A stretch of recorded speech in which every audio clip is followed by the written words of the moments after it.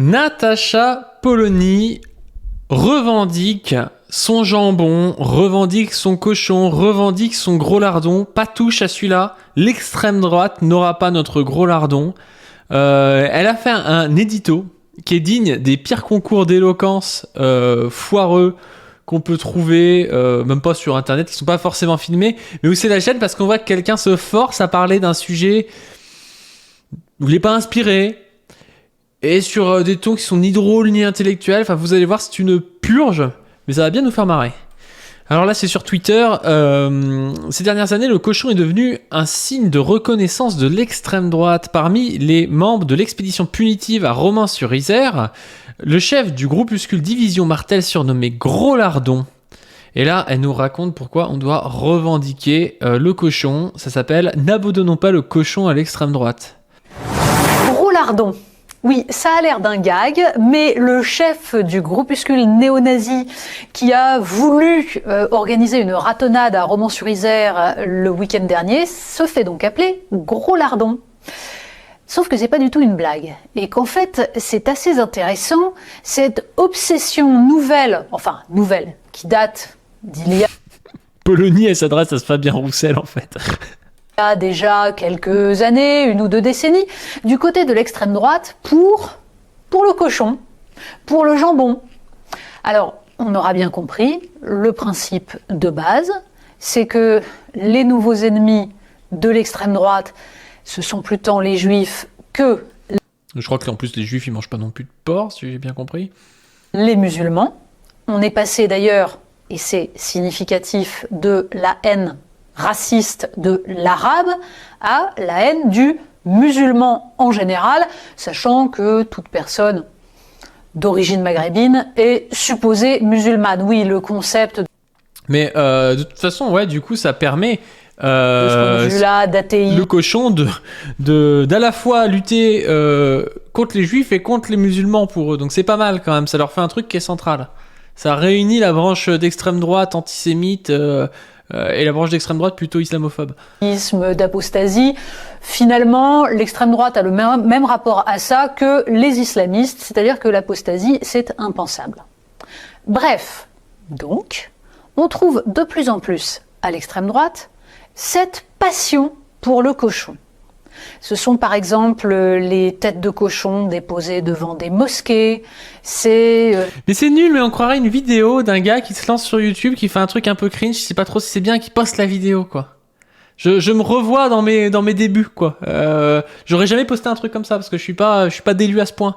Mais tu fais un truc, c'est pas rythmé, le montage est bizarre, à la limite elle pourrait rajouter une musique si pour faire un short comme ça, enfin, et là en fait il y a rien, c'est juste l'extrême droite revendique le cochon, mais doit-on abandonner le cochon à l'extrême droite? Je pense que non. Enfin voilà, ok, super. Cette auditrice d'RMC qui raconte comment sa fille collégienne s'est fait jeter à la figure une tranche de jambon. Ouais, c'est exactement ça. Elle rajoute des sources et tout qui sortent un peu de nulle part avec un truc dont personne n'a jamais entendu parler. C'est aussi les fameux apéros saucissons pinards. Et là, on comprend qu'il va y avoir un problème. En fait, on croit que c'est fait par ChatGPT. Elle sort 2 exemples parce qu'il faut sortir des exemples à un moment donné. Les apéros pinards, oui, c'est un exemple. Ça a quasiment 10 ans par contre, mais c'est un exemple, oui. Pourquoi ? Parce que de l'autre côté, le marketing a très bien intégré que le jambon, ça devenait bien plus qu'un des fondements de la gastronomie française, un signe identitaire. Et pour le coup, on peut donc voir une marque de nourriture bio et végétale mettre en avant un slogan sur ses affiches: le jambon végétal, c'est beaucoup plus inclusif que le jambon blanc. Haha. C'est nul, mais qu'est-ce que c'est que ce truc? On en a jamais entendu parler. Laissez les gens manger du jambon ou pas selon s'ils le veulent et on s'en bat les couilles. C'est quoi cette campagne de pub? Qui a entendu parler de ce truc-là? Ah, jeu de mots. Et s'installe subrepticement l'idée que le cochon deviendrait un marqueur identitaire, donc non inclusif, donc ne permettant pas d'ouvrir la France à des populations qui ne seraient pas blanches, Mais c'est poussif de fou. Vous avez vu comme c'est long pour dire un truc de merde. Et qui croit que le jambon et le porc c'est d'extrême droite? Enfin, faut arrêter. Enfin, si le porc c'est d'extrême droite, moi je suis à moitié un néo-nazi. Hein, faut le comprendre. Hein, je suis très très mal parti. Hein. chrétiennes et qui viendraient d'ailleurs. Piège insupportable. Marianne a été fondée en 97 sur l'idée qu'on ne devait pas abandonner la laïcité, le drapeau français, la nation, à l'extrême droite. Que, au contraire, il fallait les brandir comme des marques de la République, ce régime qui accueille quiconque, quelles que soient ses origines et sa religion, du moment qu'il participe à l'élaboration du bien commun en tant que citoyen. D'accord, donc ils accueillent quiconque à partir du moment où ils participent à l'école. Je n'étais pas sûr parce que j'ai l'impression quand même que des fois ils frôlent un peu avec des rouges bruns qui sont pour réduire drastiquement l'immigration, donc pas forcément pour accueillir quiconque veut bien s'insérer dans un projet commun. Mais à vérifier. Hein. Eh bien, de même qu'il ne faut pas abandonner la laïcité, la nation, le drapeau français à l'extrême droite, il ne faut pas non plus lui abandonner le cochon. Pourquoi ? Parce que on peut, pour des... En fait, la bourgeoisie se bat sur des questions de merde comme ça. Ils n'arrêtent pas de dire ce genre de personnes qui sont toujours, oui, la gauche a abandonné le social, elle fait que du sociétal, mais c'est des questions sociétales de merde, ça, même si, je suis d'accord, ça veut rien dire sociétal, mais c'est des questions... c'est des questions que tu te poses quand t'as pas de problème dans la vie, hein. Je veux dire, faire un édito de 5 minutes 30 pour nous expliquer qu'il faut manger du jambon, faut arrêter, hein. Des raisons religieuses, ne pas manger de cochon, bien entendu. Mais pour le reste, le cochon est en effet le plat le plus emblématique de la cuisine française, la viande qui se consomme. C'est pas un plat, le cochon, qu'est-ce que ça veut dire? C'est quoi le plat le plus emblématique de la cuisine française? Je sais pas, je pense pas particulièrement au cochon. La blanquette de veau, le bœuf bourguignon. Après, il y a pas mal de trucs avec du cochon, mais oui, je sais pas. On croirait vraiment, je vous dis, un concours d'éloquence où elle est forcée de placer ses idées dans un truc parce que c'est tombé sur le cochon en fait et s'est dit le cochon en politique et s'est dit boum, je vais dire que le cochon c'est le truc emblématique qu'on doit garder parce que c'est comme Marianne et la laïcité parce que sinon c'est le début de l'islamo-wokisme. Calme-toi, hein, enfin c'est très très bizarre hein, comme propos. Le plus, pourquoi ? Parce que c'est la viande la moins chère. Et que la gastronomie française est fondée sur la capacité à utiliser les produits de tous les jours, les produits que les plus pauvres pouvaient se payer. D'où l'omniprésence de la pomme de terre, des haricots, de la châtaigne et donc du cochon. Je sais pas pourquoi elle a dit de la châtaigne, il y a quand même peu de plaques de la châtaigne, mais d'accord. Ouais, oui, non mais ça c'est sûr, ça elle a raison, oui, le porc c'est consommé aussi parce que c'est pas cher. Et c'est vrai que quand t'as pas énormément à mettre, moi je préfère toujours prendre un cochon de bonne qualité que de prendre du bœuf qui va être de mauvaise qualité si t'as pas énormément à mettre. Ou du poulet aussi, le poulet c'est pas cher, c'est bien. Et le problème actuel de la fracturation à partir de la nourriture, c'est justement que par facilité, beaucoup Non mais quel problème actuel de la fracturation à partir de la nourriture, ça sort d'où ça ? d'entreprises de restauration collective, beaucoup de cantines scolaires par exemple, abandonnent le cochon au profit de produits plus chers pour ne pas s'embêter à faire des menus différents. Bref, la filière porcine française est en train de disparaître. Qu'est-ce qu'on est en train de regarder, bordel ? C'est vrai que la filière porcine française est en train de disparaître ? C'est bizarre. Enfin, je sais pas.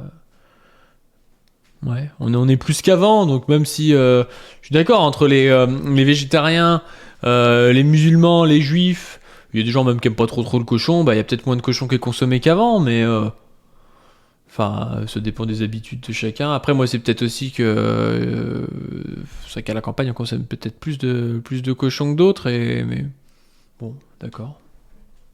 Et peu à peu, à force Non, mais la cantine, il y a moins de porc, ça je suis d'accord. Enfin, je comprends ce qu'elle veut dire, ouais, c'est sûr. C'est sûr. Après, le mieux, ce serait qu'ils proposent un plat, un plat végé, un plat tout public. Après, c'est vrai que si les musulmans qui se retrouvent à toujours bouffer végé, c'est relou. Les juifs, c'est pareil. Enfin, ouais, je sais pas. Je sais pas ce que vous en pensez, vous. D'effacer le cochon des menus français, ce à quoi participe également l'injonction hygiéniste de certains médecins obsédés qui considèrent que la première bouchée de charcuterie est déjà une manière de provoquer un cancer. Elle a un peu un devenir Elisabeth Lévy, elle, mais en plus j'ai l'impression que dans ces filières-là, il y a aussi une sortie par le haut qui est envisagée, c'est-à-dire qu'on fasse moins de cochons, qu'on fasse du cochon de qualité. On voit beaucoup d'élevage de porcs, de races de porcs anciens, des porcs noirs, des trucs comme ça, qui avaient été abandonnés parce que pour faire d'élevage intensif c'était chiant, parce que c'était des porcs qu'il fallait élever longtemps, qui sont en train de se refaire. Ça se démocratise de plus en plus, des porcs élevés un peu en plein air, des trucs comme ça. Et ça c'est cool, ouais, c'est sûr qu'il vaut mieux qu'on mange moins de porc et puis qu'on mange du porc comme ça plutôt que de faire de l'élevage intensif à donf et puis qu'on se bourre de charcuterie tout le temps, quoi. Tout cela participe petit à petit à laisser croire qu'il y aurait une dimension identitaire, une dimension fermée et à la limite du racisme au simple fait d'apprécier le cochon, la charcuterie. Mais ça sort de nulle part. En plus, elle nous a dit à moitié l'inverse. Elle nous a dit oui, le cochon c'est consommé parce que c'est pas cher. Là, elle nous dit faut pas donner une dimension identitaire au cochon. Mais elle nous a aussi dit le cochon c'est le truc emblématique de la France, donc de l'identité française. Enfin, on comprend rien à son truc. Alors, allons-y. Acceptons de partager du cochon. Acceptons surtout d'en manger avec des gens qui n'en mangent pas. Et donc, de maintenir la possibilité de manger à la même table. C'est un combat culturel absolument essentiel. Acceptons de manger avec des gens qui mangent pas de cochon, mais à quel moment dans ta vie tu te dis vas-y là le mec il mange pas de cochon à côté de moi, je vais pas bouffer avec lui, mais qu'est-ce que j'en ai à foutre de ce que le mec à côté de moi mange, enfin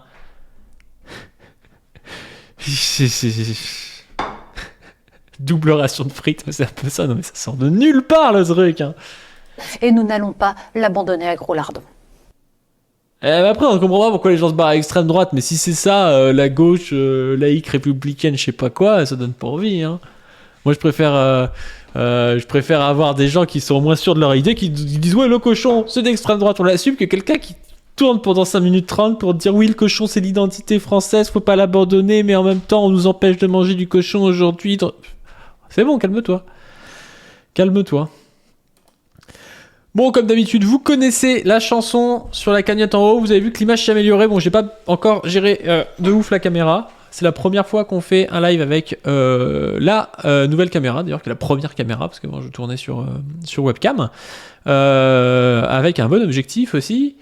C'est déjà mieux, hein, la qualité est déjà meilleure. Je suis plus défini, mais je sais pas si c'est bien réglé. Je pense que ça peut être bien mieux réglé au niveau des couleurs et tout. Enfin bref, je vais pas vous faire un cours là-dessus. J'en ai pas le niveau. En tout cas, continuez de donner pour qu'on puisse continuer de s'améliorer à ce niveau-là, qu'on puisse aussi avoir de plus en plus de projets, parce que c'est comme ça que ça va se faire, hein, quand on va pouvoir commencer à payer des voyages à des gens pour pouvoir les interviewer IRL et tout. Voilà, ça coûtera cher, mais ce sera trop bien parce qu'on pourra faire des trucs de grande envergure, concurrencer des médias un peu en place, et puis donner aussi pour qu'on puisse payer mensuellement notre miniaturiste qui ne démérite pas en ce moment, qui nous fait 2 miniatures par jour pour 2 capsules par jour.